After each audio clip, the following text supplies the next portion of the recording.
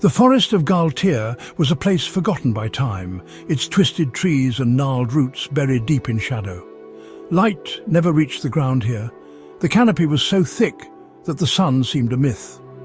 A perpetual fog lingered, clinging to the skin and choking the breath. Silence was broken by rustling leaves or distant howls of unseen beasts.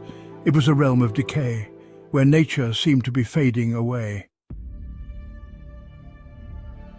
Vorkath had been here for years, seeking knowledge in the land of Ghal'Tir. He had once been a scholar, a seeker of truth.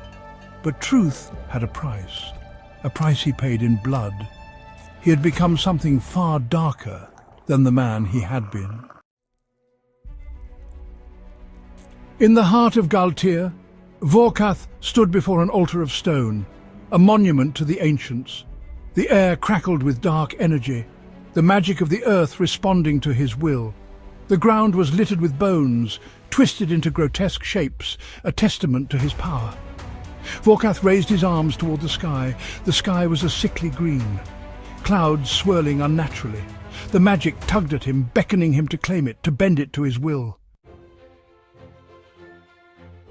The earth trembled beneath him, the ground splitting open as the long-dead bodies began to stir.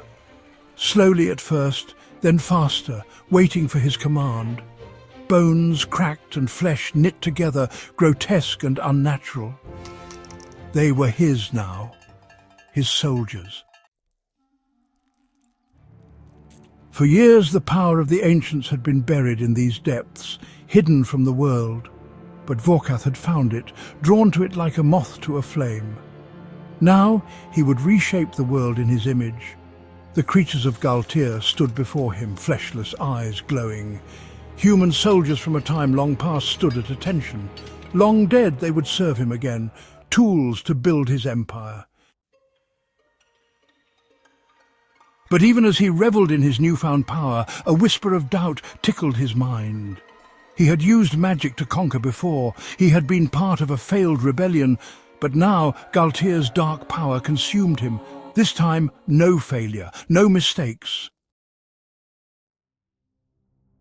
As he stood there staring at his army of the dead, Vorkath's mind drifted back to the day of his downfall.